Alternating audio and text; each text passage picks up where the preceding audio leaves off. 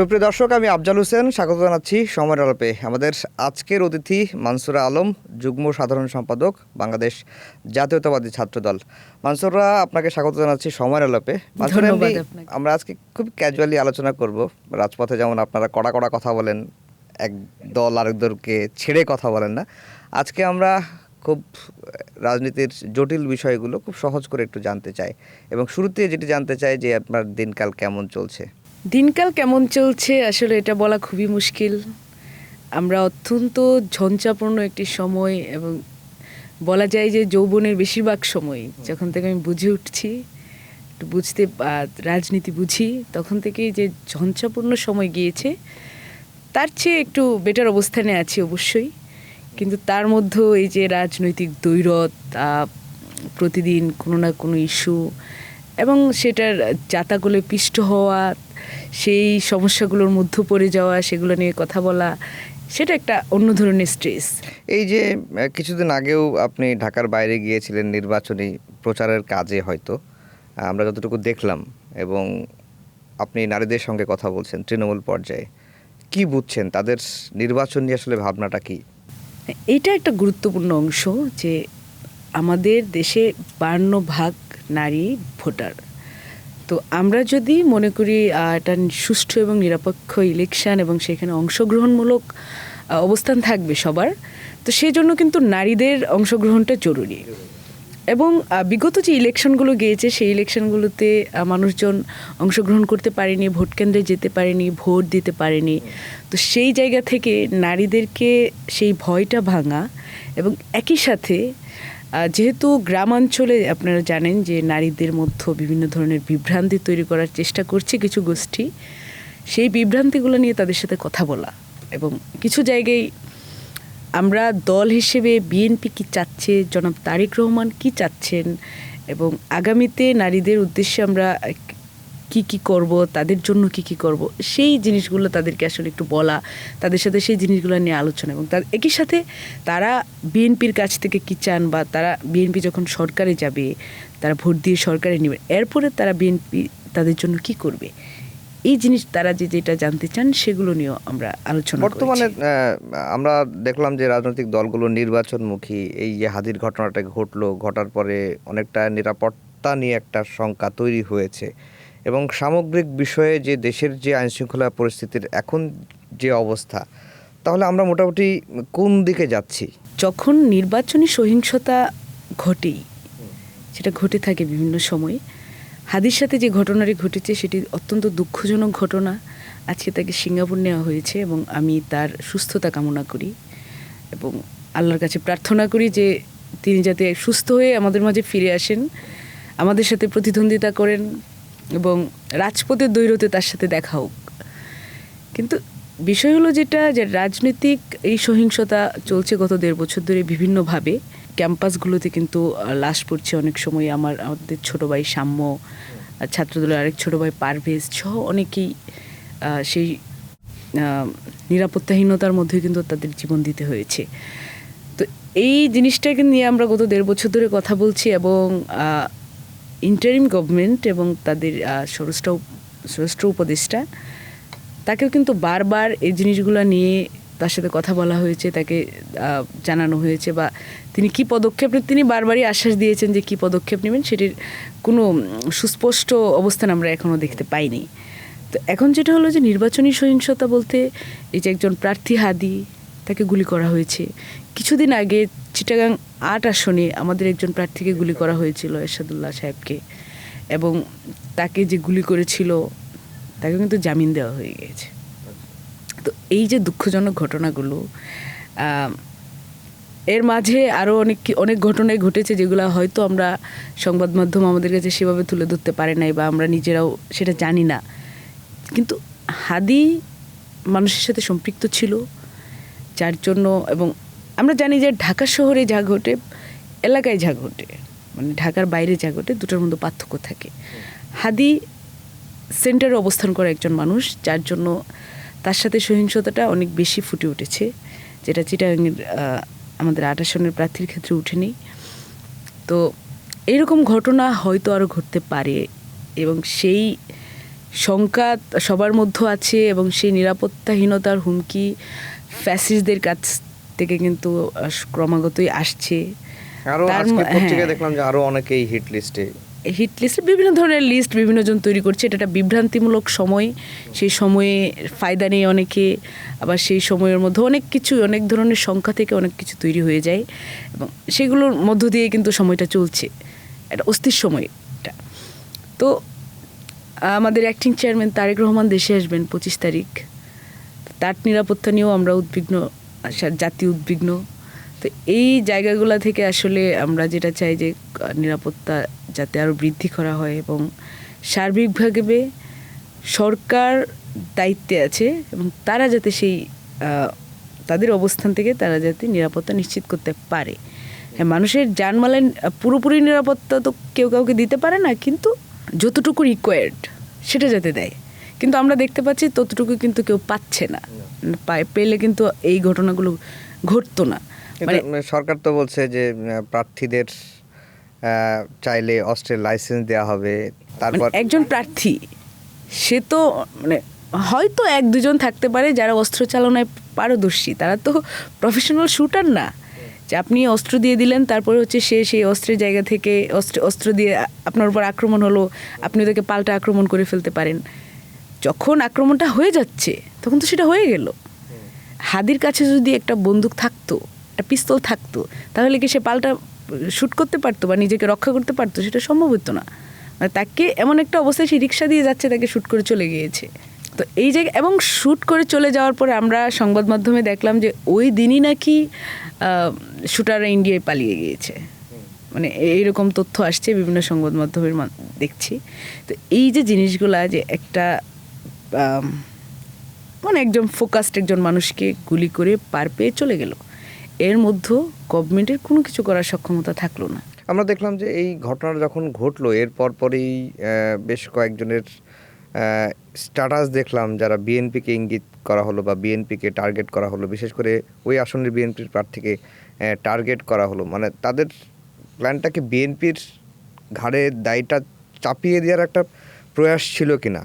এখন আমরা দেখছি যে গত 1.5 বছরে মানে যা কিছু ঘটছে একটা গোষ্ঠী সেটা থেকে ফায়দা নেওয়ার চেষ্টা করছে এবং আলটিমেটলি তাদের ফায়দা নেওয়ার পদ্ধতিটা হলো সেটা বিএনপির ঘাড়ে চাপিয়ে দেওয়া কোনো একটা দোষ, অথবা ছোট ঘটনাকে অনেক বড় করে দেখা, অথবা দেখা যাচ্ছে যে ক্যাম্পাস কেন্দ্রিক যা ঘটছে সেগুলোর দায়ভার ছাত্রদলকে দিয়ে দেওয়া।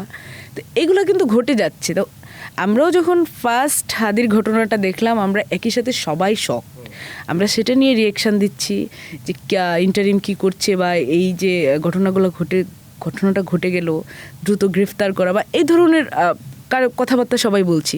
তো তার মধ্যেই আমরা দেখলাম যে একজন মানুষ তিনি বলে বসলেন একটা বা পার্টি ওন যে একটা ইঙ্গিতপূর্ণ কথাবার্তা, মানে বাচ্চাদের মতো আচরণ। তো সেই ইঙ্গিতপূর্ণ আচরণ থেকে যে জিনিসটা যেদিক দিয়ে গেল সেটা হচ্ছে যে আমাদের ঢাকা 28 আসনের আমাদের প্রার্থী জননেতা মির্জা আব্বাস, ওনাকে ইঙ্গিত করা হলো। এবং আমরা যেটা দেখলাম যে শুধু ইঙ্গিত করা হলো তা না, উনি কিন্তু ইমিডিয়েট সেখানে গেলেন, নিজের শিষ্টাচার এবং রাজনৈতিক কার্টিসি বোধ থেকে কিন্তু সেখানে উনি গেলেন হাদিকে দেখতে। আমরাও গিয়েছি, সবাই গিয়েছেন। এবং সেইখানে যে মব তৈরি করা হলো, তাকে হেনস্থা করার জন্য যে বিশৃঙ্খলা তৈরি করা হলো, মানে এই যে এগুলা, এবং আমরা জানি যে এগুলা হাদির সমর্থক না, বা এই যারা বিশৃঙ্খলা করছে তারা হাদির লোক না, এটা রাজনৈতিক দলের জনশক্তি। এটা স্পষ্ট বুঝে গিয়েছে যে কারা এই জিনিসগুলো, এই জায়গাটা থেকে ফায়দা কারা নিতে চাচ্ছে। ইনফ্যাক্ট আমরা শুনেছি যে কয়েকদিন ধরেই শুনছিলাম যে ওই আসনে হাদি প্রার্থী এবং একই সাথে জামাত আরেকজন ক্যান্ডিডেটকেও দাঁড় করানোর প্ল্যান করছে, এবং সেটা অনেকের মুখে, জামাতের নেতাকর্মীদের মুখে কিন্তু শোনা যাচ্ছে। মির্জা আব্বাস কোনো মতেই কনফ্লিক্ট অফ ইন্টারেস্টের মধ্যে হাদি পড়ে না। হাদির সাথে কনফ্লিক্ট অফ ইন্টারেস্ট থাকলে জামাতের যদি কোনো প্রার্থী দাঁড়ায় তার সাথে থাকবে, ভোটের হিসাব থাকলে তার সাথে হিসাব থাকবে। মির্জা আব্বাস এই অঞ্চলের সন্তান, উনি কয়েকবার মন্ত্রী ছিলেন, মেয়র ছিলেন, কমিশনার ছিলেন এই অঞ্চলের। তাকে, তার ভোট ব্যাংক, তাকে যারা মানুষ যারা ভোট দিবে তারা হাদির ভোটার না, হাদির নিজস্ব ভোট আছে, হাদির তার সে যে প্রচারণা করছে, কাজ করছে, তার মধ্যে সে ভোটার তৈরি করছে। তার ভোটার এবং তার সাথে পলিটিক্যালি আইডিওলজিক্যালি হয়তো কিছুটা মিল একটি পার্টির থাকতে পারে, কোথাও না কোথাও একটা মিল আছে, হয়তো কিছু কিছু মিল থাকে, কিছু কিছু আইডিওলজিক্যালি দেখবেন যে হয়তো আমি একটা চিন্তা ধারণ করছি, আপনি আমার বিপরীতমুখী হয়েও হয়তো কিছুটা চিন্তা সেখানে ধারণ করেন। তো হাদির অবস্থান সেই দলটির জন্য হুমকি, সেটি মির্জা আব্বাসের জন্য কোনো মতেই হুমকি না। এবং মির্জা আব্বাস কোনো দিনই আসলে এই ব্যাপারে কোনো কথা বলেন নাই যে বিপরীত প্রার্থীকে নিয়ে, কিন্তু তাকে এই সমস্যাটার মধ্যেও তাকে কিন্তু জড়িয়ে ফেলা এখন হয়েছে। ঢাকা বিশ্ববিদ্যালয়ের কি অবস্থা? ডাকসুর নেতৃত্ব, তাদের যে প্রতিশ্রুতি ছিল এবং বর্তমানে তাদের যে কর্মকাণ্ড, মানে সব কিছু মিলিয়ে ঢাকা বিশ্ববিদ্যালয়, অনেকে বলছেন যে ডাকসুর নেতৃত্বে ঢাকা বিশ্ববিদ্যালয় চলছে। মানে এইটা আসলে খুবই ইন্টারেস্টিং আলোচনা, যে আমরা দেখলাম বলা হলো যে সাধারণ শিক্ষার্থীরা ছাত্র রাজনীতি ভয় পায়, তাদেরকে ভোট দিয়েছে, তারা নতুন স্বপ্ন দেখাবে। ওই যে বিভিন্ন জায়গায় বলছে না যে আপনারা তো ওকে দেখলেন, তাকেও দেখলেন, এবার আমাদের দেখেন। বিশ্ববিদ্যালয়গুলোতে আমরা আসলে দেখে ফেলছি যে একেও দেখা হলো, তাকেও দেখা হলো, ওকেও দেখা হয়ে গেছে। কি দেখা হয়েছে? সেটা হলো যে দায়িত্ব নেওয়ার কথা ঢাকা বিশ্ববিদ্যালয়ের, কিন্তু সমাবেশ করে বেড়াচ্ছে একটি রাজনৈতিক দলের বিভিন্ন জায়গায়, সেখানে গিয়ে বিরোধী পক্ষকে নিয়ে কথা বলছে, সেখানে গিয়ে দাঁড়িপাল্লার হয়ে ভোট চাইছে, যে ডাকসুর ভিপি হয়ে তিনি সেই কথাগুলো বলছেন। এখন এখানে শিক্ষার্থীরাও এই জিনিসটা নিয়ে আসলে খুবই বিরক্ত। তারাও তো এই স্বপ্ন দেখে বা ভোট কলঙ্কিত এবং প্রশ্নবিদ্ধ সেই ডাকসু, ইঞ্জিনিয়ারিং করে সেই ডাকসু তৈরি করা হয়েছে, কিন্তু তারপরেও কিছু মানুষ তো ভোট দিয়েছে। তো সেই ভোটাররা কিন্তু বিরক্ত যে এগুলো কী হচ্ছে, এটা তো হওয়ার কথা ছিল না। যে ঢাকা বিশ্ববিদ্যালয় ভূমিকম্পের যে বড় ভূমিকম্পটি হলো, এরপর থেকে ঢাকা বিশ্ববিদ্যালয় বন্ধ, এখানে কোনো কার্যক্রম চলছে না। আমরা দেখি যে প্রতি বছরই কিন্তু 16 ডিসেম্বর বিজয়ের মাসটাকে আসলে ঢাকা বিশ্ববিদ্যালয়ে বিশেষভাবে উদযাপন করা হয়। তো আমরা দেখলাম আসলে তারা যে মতাদর্শী, যে চিন্তার মানুষ, তারা আসলে সেই জিনিসগুলোই বারবার সেভাবে কিন্তু তারা গ্রাউন্ড তৈরি করছে, তারা বিতর্কিত মন্তব্য করছে 14 ডিসেম্বর বুদ্ধিজীবী দিবসকে নিয়ে, এবং খুবই দুঃখজনক ঘটনা এগুলো। ছাত্র শিবির তো জামাত ইসলামের একটি ছাত্র সংগঠন, যদিও তারা বলে না যে তারা লেজুর ভিত্তিক রাজনীতি তারা করে না, এটা তারা বলে। তো এটা তো ওপেন সিক্রেট যে ছাত্র শিবির এটা ওপেন সিক্রেট না, এটাই তো সত্য। মানে এখন ডাকসুর ভিপি সে ছাত্র শিবিরের একটি সম্পাদকীয় পদের নেতা, সে দাঁড়িপাল্লার ভোট চাচ্ছে গিয়ে একটি সমাবেশে, এটা প্রমাণ করার তো কিছু নেই। হ্যাঁ, মানে তাহলে এটা দোষের কি? দোষের আমি আসলে জানি না, আমি নিজেও বুঝি না যে আসলে দোষ কি। যে আমি যদি বলি যে আমি হ্যাঁ ঠিক আছে ও শিবির করে, ও জামাতের লোক, সমস্যা কি? মানে এটা বলতে, এটা সবাই জানে, ও মুখ দিয়ে এটা বলতে ওদের সমস্যা কি? বরং আমার মনে হয় যে মাঝে মাঝে ওরা তো একটা সময় ছাত্রলীগও করেছে, বরং জামাত মানে একই সাথে আসলে এত আইডিওলজিক্যাল কনসেপ্ট যদি একটা ছেলে বড় হইতে হতে মাথায় নেই, তখন এই সমস্যাগুলো তৈরি হয়। যে আসলে কোন জায়গাটাকে নিজে ওন করছে সেই জিনিসটা বোঝে না। যে একই সাথে এখন তারা ঢাকা বিশ্ববিদ্যালয়ের ডাকসুর পদধারী নেতা, আবার একটি ছাত্র সংগঠনের নেতা, আবার দাঁড়িপাল্লার ভোট চাচ্ছে। এখন আবার তাদের অতীতে আছে যে তারা আবার ওই ছাত্রলীগের অংশ ছিল। তো এই যে এত আইডিওলজিক্যাল তাদের যে ইমব্যালেন্স, সেই জিনিসগুলোর সম্মুখীন হয়ে আসলে মানুষ বিভ্রান্ত হচ্ছে। বিশেষ করে তারা যেই অংশগুলোতে বেলং করে, যে তারা ঢাকা বিশ্ববিদ্যালয়ের শিক্ষার্থীদের কাছে বেলং করে, সেখানে শিক্ষার্থীরা বিভ্রান্ত হচ্ছে যে আসলে এগুলা কি হচ্ছে। আপনি মুক্তিযুদ্ধ নিয়ে জামাতের সাম্প্রতিক নেতাদের বক্তব্যের কথা বলছিলেন। 14 ডিসেম্বর নিয়ে কে কী বলেছে, জামাতের সেক্রেটারি জেনারেল কী বলেছে, চট্টগ্রাম বিশ্ববিদ্যালয়ের একজন উপাচার্য কী বলেছে, সেটা তো আমরা এর মধ্যেই জানি। কিন্তু ছাত্র দল বা জাতীয়তাবাদী দল কি মুক্তিযুদ্ধকে আওয়ামী ন্যারেটিভে দেখছে, এরকম অভিযোগটা তারা তোলে? এখানে মুক্তিযুদ্ধ নিয়ে সবচেয়ে ইম্পর্ট্যান্ট ব্যাপার যেটা হলো, যখনই মুক্তিযুদ্ধ নিয়ে কিছু বলা হচ্ছে তখনই বলা হচ্ছে এটা আওয়ামী ন্যারেটিভ। মানে আওয়ামী ন্যারেটিভ মানে কি? মুক্তিযুদ্ধকে আওয়ামী লীগের সম্পত্তি ছিল যে আর কেউ ধারণ করেনি কখনো। আমি বড় হয়েছি সেই মুক্তিযুদ্ধের চেতনায়, আমি পরিবারের মানুষজনের কাছ থেকে সেই সংগ্রামের সময় শুনেছি। মানে এটা আমরা যারা বড় হয়েছি এদেশের মাটিতে, এদেশের হাওয়ায়, আমাদের সবার মধ্যে কিন্তু সেই চেতনাটি আছে, এটি থাকবে। মানে আমি যে দেশে বাস করি সেই রাষ্ট্রের জন্ম, এই ফ্যাক্টটা তো আপনি কোনো মতেই ভুলে যেতে পারবেন না। কিন্তু এরা যেটা করে, এরা যে চালাকিটা করে যে এখন নিজেদের এই যে তাদের অবস্থানটা, তারা পরাজিত শক্তি ছিল ৭১-এর, সেই জিনিসটা যখনই সামনে আসে তখনই তারা আসলে আওয়ামী নেগেটিভ বলে জিনিসটাকে চাপা দিয়ে দিতে চায়। বিএনপি হলো সেই দল যার প্রতিষ্ঠাতা মুক্তিযুদ্ধের ঘোষক ছিলেন। তিনি মুক্তিযুদ্ধের ঘোষক, তিনি একটি সেক্টরের কমান্ডার ছিলেন এবং তিনি পদবীধারী মুক্তিযোদ্ধা, বীরুত্তম।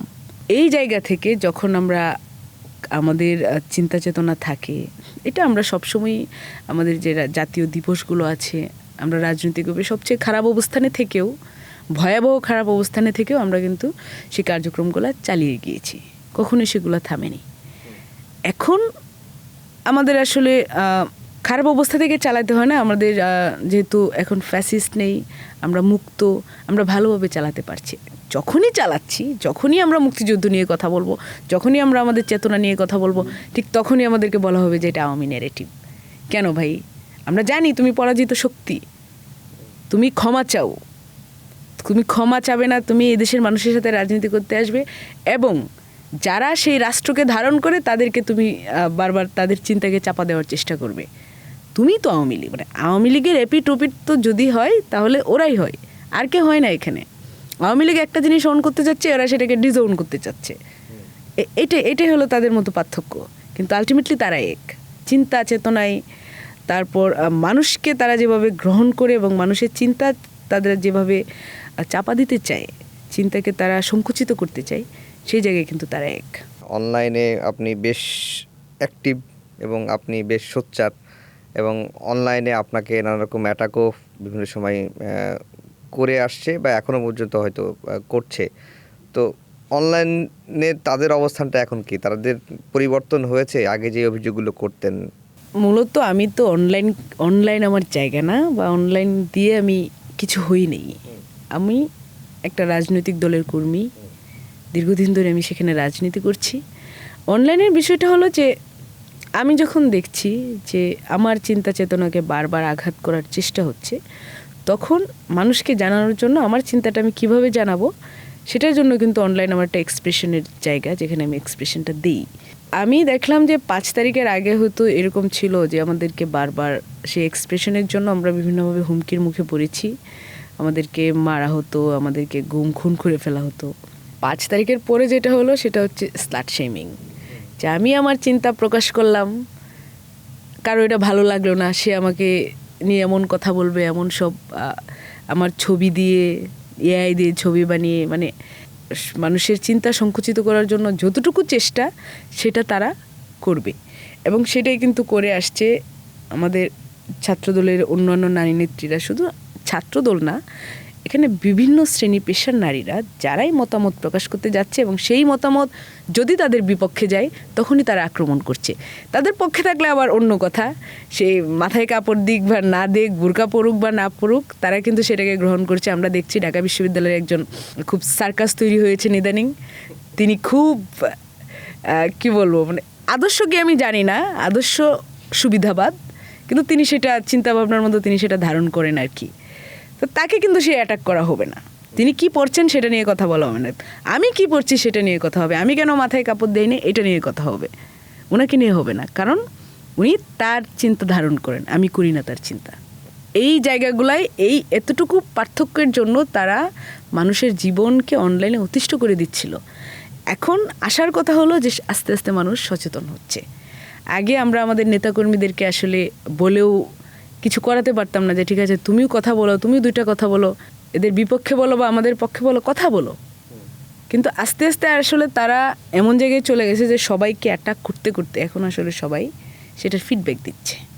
এখন তারাও একটা কোণঠাসা অবস্থায় গিয়ে দাঁড়ায় যায়, কারণ এতদিন পর্যন্ত তাদের মেয়েরা প্রকাশ্যে আসেনি, এখন তাদের মেয়েরা প্রকাশ্যে আসছে।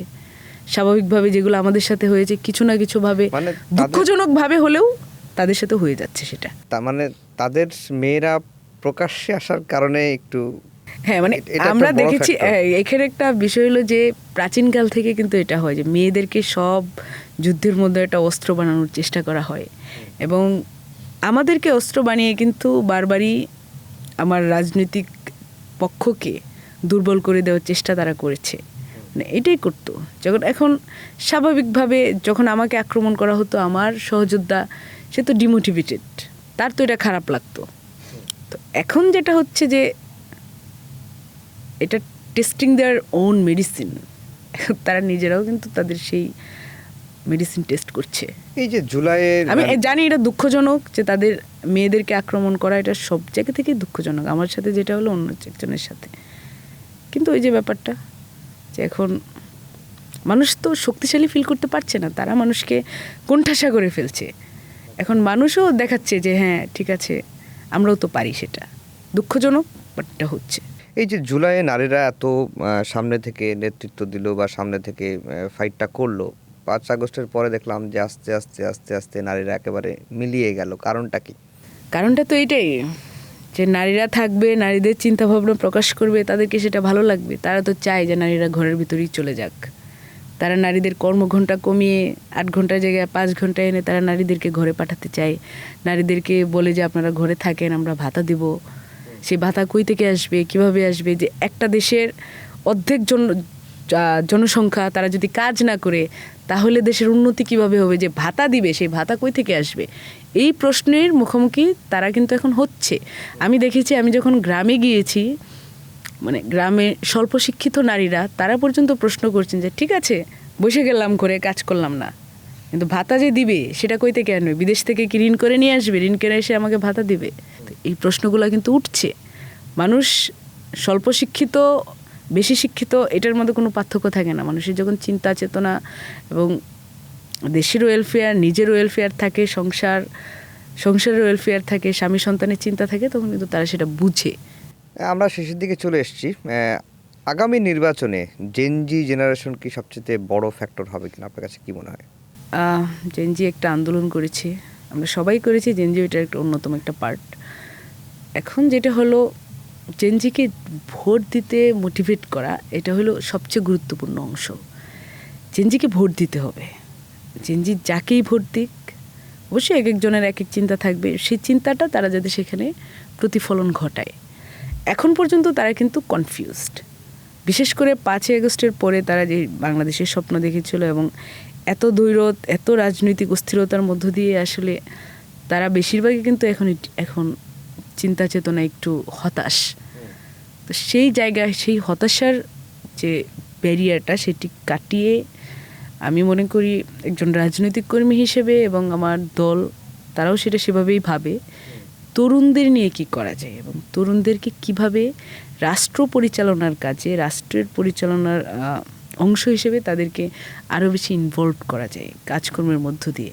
এবং তারা পড়াশোনা করে তার যে সেক্টর এবং সেই জায়গা থেকে যখন সে বুঝবে যে হ্যাঁ আমি আমার পড়াশোনার পরে আমি এইভাবে কাজ করতে পারবো, এই স্কোপগুলো পাবো, তাহলে কিন্তু তারা দেশ নিয়ে, রাজনীতি নিয়ে, দেশের রাজনৈতিকভাবে সচেতন থাকা বা দেশ নিয়ে আরও কাজ করার আগ্রহ পাবে। শেষ প্রশ্ন সেটি হচ্ছে যে সাম্প্রতিককালে বিএনপির থেকে 5 বারের বহিষ্কৃত একজন নেতা মেজর অবসরপ্রাপ্ত আখতারুজ্জামান, তিনি জামাতে যোগ দিয়েছেন। আমরা গণমাধ্যমে প্রায়ই দেখছি যে বিভিন্ন জায়গাতে জামাতের নেতাকর্মীরাও বিএনপিতে যোগ দিচ্ছেন। এটা কি আসলে স্বাভাবিক ঘটনা নাকি মানে এটি জামাতের, যেমন আখতারুজ্জামানের যোগ দেওয়া কি এটি জামাতের কৌশল ছিল কিনা? জামাতের কৌশল যা এ পর্যন্ত নিয়েছে সবই ব্যর্থ কৌশল। সো এটা আলাদা করে আলোচনা করার মতো বিষয় না। যখন ইলেকশনের আগে বা রাজনৈতিক দৈরতের মধ্যে সবসময় এরকম হয় যে এক পার্টির লোকজন কিছু মানুষ অন্য পার্টিতে জয়েন করে, বা অনেক সময় দেখা যাচ্ছে যে বিএনপি একটা বড় দল, চাওয়া পাওয়ার সাথে অনেক কিছু চাহিদার সাথে মিল পড়ে না চিন্তা চেতনায়, বা তাদেরকে যা দেওয়া হয় তার মধ্যে, পোস্ট পদবীর ক্ষেত্রে বিশেষ করে। তো তারা মনে করে যে না আমি এখন আর বিএনপিটা করবো না, আমি অন্য কোনো দল করব, তারা সেখানে মুভ করে। এখন আখতারুজ্জামানের কথা যেটা বললেন, একটা মানুষ পতিত ফ্যাসিস্টের সহযোগী, এই ধরনের কিছু সহযোগীকে নিয়ে হাসিনা 24-এর ইলেকশনটি করেছিল, যে ইলেকশনটি 24-এর 7 জানুয়ারি অনুষ্ঠিত হয়েছিল। এবং এই গত জুলাই আন্দোলনে জুলাই আন্দোলন যারা করেছে শিক্ষার্থীদেরকে সে সরাসরি রাজাকারের বাচ্চা বা রাজাকার বলে হাসিনা যা বলেছিল হাসিনার কথাই সে বলেছে। বিভিন্ন সময় দেখেছি যে হাসিনার প্রশংসা করছে সে টকশোতে গিয়ে। মোট কথা সেই ওই অংশটারই সহযোগী ছিল, এমন না যে সে পরে তার অবস্থান পরিবর্তন করছে। এইরকম একজন প্রশ্নবিদ্ধ মানুষকে যখন জামাত টেনে নিয়ে আসে নিজেদের অংশ করে এবং পুনর্বাসন করে, জুলাই গাদ্দার তো তুমি একজন, তুমি এত বড় জুলাই গাদ্দার যে তুমি হাসিনার সবচেয়ে বড় যে সহযোগীগুলো ছিল তার একটা অংশকে তুমি টেনে নিয়ে আসছে তোমার সাথে রাজনীতি করার জন্য। তো এই প্রশ্ন এখন মানুষ তুলছে, উঠে গেছে মানুষের মধ্যে। এখন সবচেয়ে বড় আওয়ামীদের সহযোগী জামাত, তারা বিভিন্নভাবে আওয়ামী লীগকে পুনর্বাসন করছে। তাদের যে ছাত্র সংগঠন ছাত্র শিবির, বলা যায় যে এখন আমি খুঁজতে গেলে দেখবো যে 90% কর্মী ছিল ছাত্রলীগের অংশ। তো এখন আমাদের ক্ষেত্রে এরকম হয় যে হ্যাঁ ফার্স্ট ইয়ার সেকেন্ড ইয়ারে অনেকে গণরুমে থাকে, অনেকভাবে থাকে। তো এরপরে তারা সেই জায়গাটা ত্যাগ করে আসছে ছাত্রদল করতে, এরকম অনেক কর্মী আমাদের আছে। কিন্তু তাদের যেটা হয় যে এক ছেলে ভর্তি যদি হয় 2016 সালে, 20 সালে সে ছাত্রলীগটা করেছে, কি মনে করে করেছে? তখন তো ফার্স্ট ইয়ারের গণরুম ছিল না তার জন্য, তো 4 বছর ধরেই সে করেছে সেটা। তো এই জিনিসগুলো কিন্তু এখন সামনে আসছে, বেশি করে সামনে আসছে। তারেক রহমান দেশে ফিরলে দেশের রাজনীতিতে কি ধরনের পরিবর্তন আসতে পারে? আমরা আশা করি ইতিবাচক পরিবর্তন অবশ্যই। তারেক রহমান দেশে আসবেন এবং আমি মনে করি যে হয়তো এখন যে অস্থির পরিস্থিতি আছে সেটি সমাধানে তিনি কাজ করবেন। তিনি বরাবরই সেই কাজটা করেন, বারবারই তিনি তার সহযোগিতার হাত বাড়িয়ে দিয়েছেন সরকারের কাছে এবং অন্যান্য রাজনৈতিক গোষ্ঠীর কাছে যারা জুলাইয়ের পক্ষে শক্তি ছিল। এখন তার যে সহযোগিতা তারা সেটাকে ভালোভাবে নেয় নাই বা তারা সেভাবে কাজ করেনি, তার জন্য কিন্তু অস্থিরতাগুলো আছে। এবং আমার মনে হয়েছে তারেক রহমান দেশে আসলে এবং তিনি সেগুলো নিয়ে আরও বেশি কাজ করবেন, আরও সহযোগিতাপূর্ণ মনোভাব তিনি রাখবেন, সবাইকে সহযোগিতা করবেন এবং ইলেকশনটি যাতে সুষ্ঠুভাবে এবং অংশগ্রহণমূলক হয় তার জন্য তিনি সর্বতোভাবে কাজ করবেন, এটাই এখন প্রত্যাশা। জি, মানসুর আলম, আপনাকে অসংখ্য ধন্যবাদ, অনেক কষ্ট করে আমাদের সময় দিয়েছেন। দর্শক, আজকের সময়ের আলাপ এই পর্যন্তই।